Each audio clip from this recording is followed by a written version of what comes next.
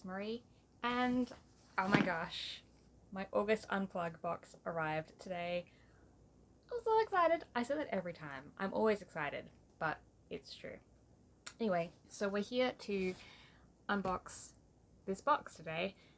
Before we get into it, my neighbor woke up this morning and apparently decided to build a patio today. So if you hear any drilling or construction noises in the background, I do apologize. Nothing I can do about it. But I really want to open this box today, and I don't know how long it's going to take him to finish his project. So we're just going to power on. Okay. I can't remember anything about what's in this box. Not even the genre of the book. Something tells me it might be a thriller, but I don't know that for sure. Okay. Okay. Oh my gosh, I'm so excited. Okay, so this is the All of Us Haunted adult fiction box for August. This month's recipe is frozen strawberry margarita, which, not a huge fan of tequila, but it looks nice, so, you know, would be open to trying that.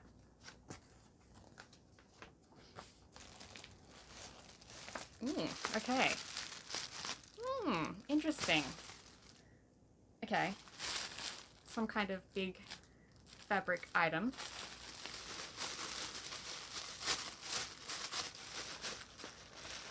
I think it might be a blanket. I'm going to guess.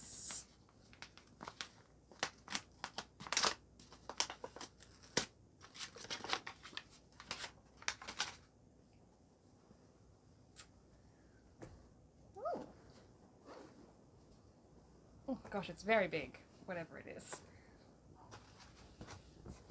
Oh. Okay, it's some kind of blanket, towel. I don't know how much of that you can see, but let me, oh gosh, it's very large.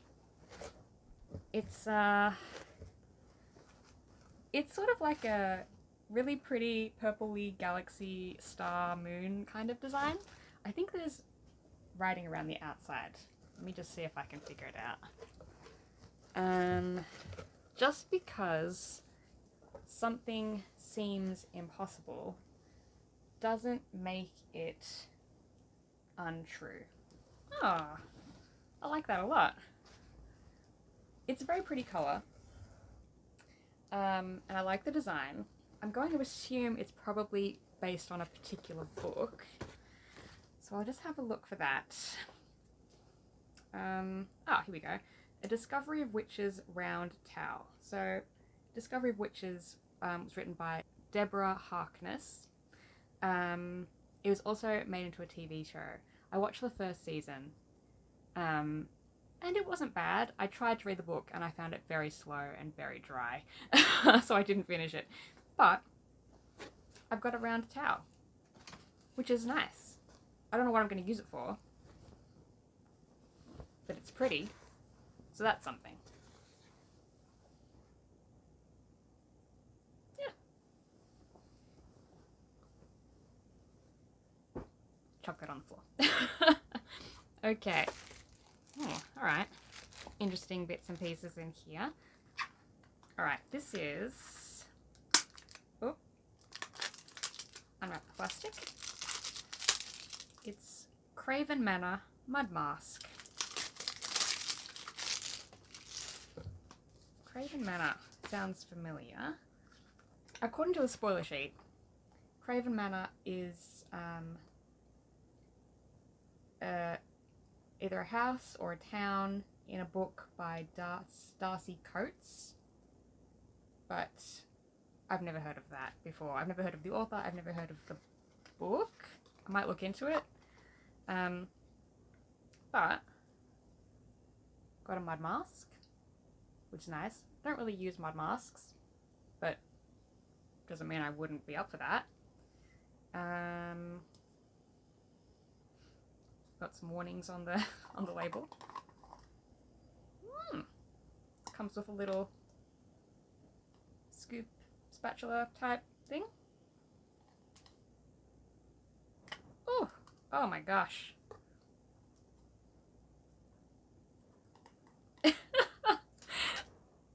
I love this. It's like a black ooze. It looks cool anyway. It doesn't really have a smell.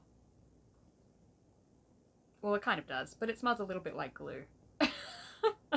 Which is kind of what it looks like. And it's all over my hands, which is great. You know, I've never used a mud mask, like I said. It's never really been anything I thought about, but maybe now that I have one, I should. I don't know. We'll have to see. Next item is whatever this is. It's got something written on it, just there, engraved. Always throw spilled salt over your left shoulder. Oh, is it like a salt and pepper thing? Like a grinder? Is that what it is?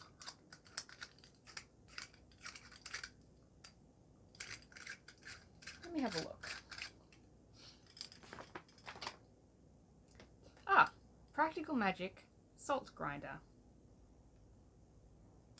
How interesting. I don't really know how it works, to be honest. I don't really know where the salt is supposed to go. I suppose inside? I'm not really one for grinding salt. In fact, I've never heard of anyone grinding salt. Is that a thing people do? Maybe in other countries? I don't know. In Australia, we kind of just have salt that comes already ground, I assume. I've never thought about anyone grinding salt before. Pepper, yeah, not that we really do that much either, at least in my family. But it's interesting. I don't know that I'll get any use out of this, to be honest. But I might be able to find someone who will. So, there you go. How interesting is that?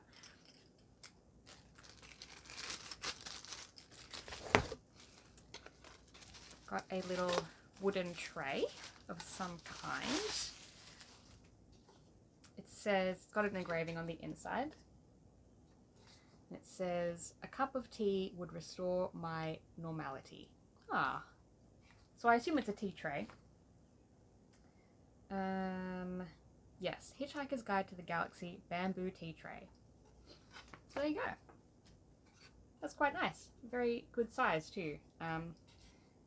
Actually, this is really useful because I often read books propped on my bed and then have to try and put my tea on some kind of other stable surface. So this is quite handy because I can move it around and just kind of put my tea in it without worrying about it falling over onto my bed. So that's great. Love that. Okay. There's a little roller of something. Haunt me then, it says. Misty Moore's Toxic Love and Regret. Oh gosh. Oh, it's a roll-on perfume. If I'll just... I have received a couple of roll-on perfumes, I think. I've received at least one roll-on perfume through Unplugged, and that was quite a nice one. So hopefully this one is similarly nice. I'm not sure if this is based on anything. I would assume, based on Misty Moore's Toxic Love and Regret, I'm going to assume it's Wuthering Heights, which I hated, just for the record. Okay, so looking at the spoiler sheet, it is Wuthering Heights. Pretty proud of myself for that. Hopefully it smells nice.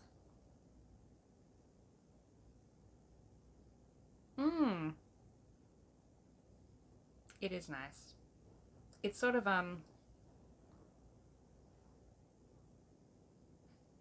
It's a bit floral and musky, but quite delicate as well.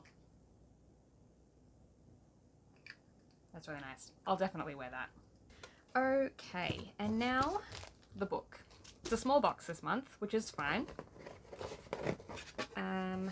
We've got a very nice card,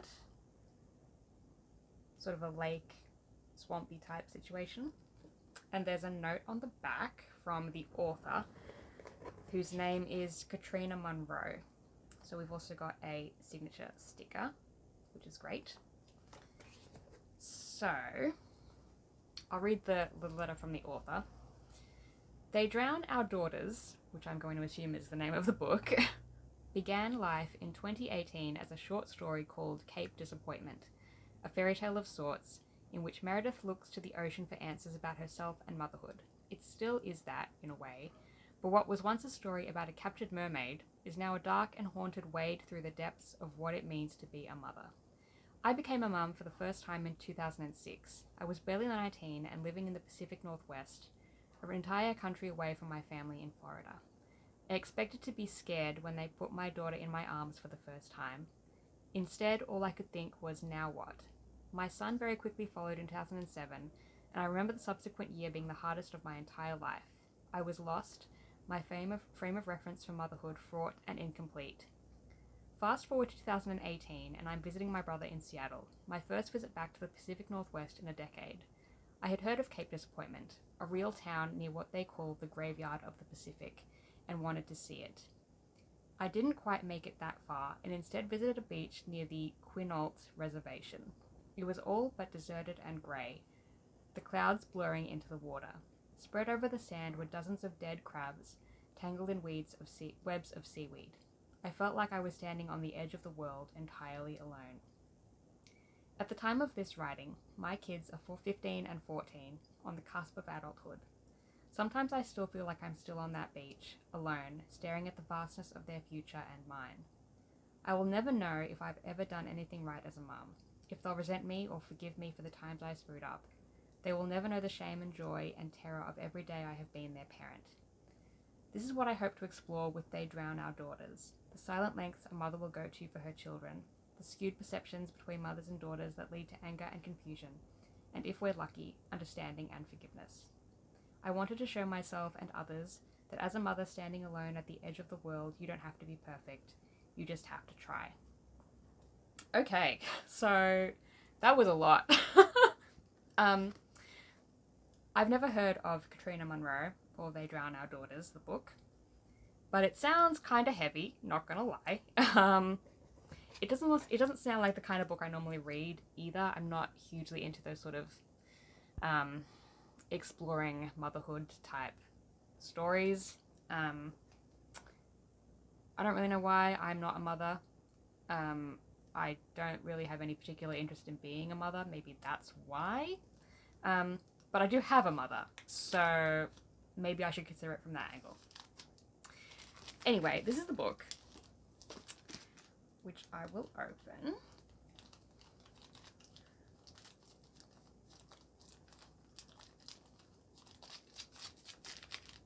Okay.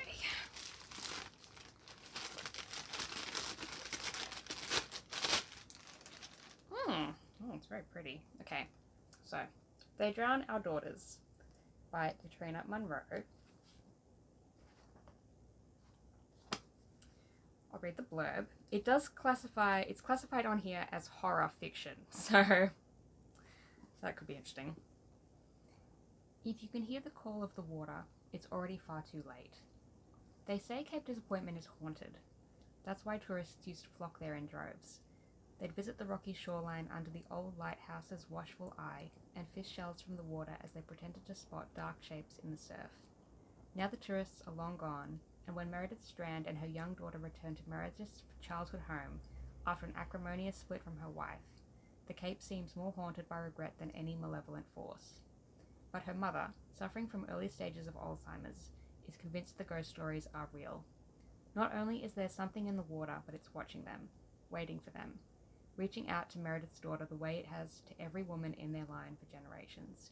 and if Meredith isn't careful, all three women, bound by blood and heartbreak, will be lost one by one to the ocean's mournful call. Part modern Gothic, part ghost story, They Drown Our Daughters explores the depths of motherhood, identity, and the lengths a woman will go to hold on to both. Okay, so it sounds like some sort of, I don't know, creepy horror Gothic novel, which I have very, very limited experience with. I don't really read horror. In fact, I think I've read 2 horror books in my life. But I mean, the cover's pretty. I'll give it a go. I'm not sure how far I'll get with this one, but I'm always open to broadening my reading horizons, and it might surprise me. I might like it, so I'll withhold judgment until I've given it a fair chance to prove itself. I'm sure it's a great book for people who are into this kind of thing. It's just that I'm not really the target audience for this one. But that's fine.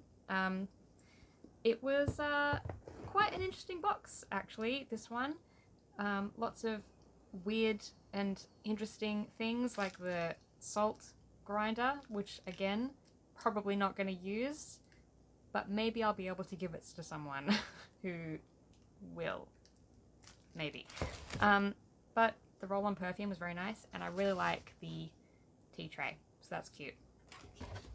And the towel, which is huge, but a really nice colour. So, yeah, this was a mixed box, but interesting, and I'm glad to have finally received it. So, I hope you enjoyed this unboxing. Wherever you are, I hope you're having a great day, and I will see you next time. Bye!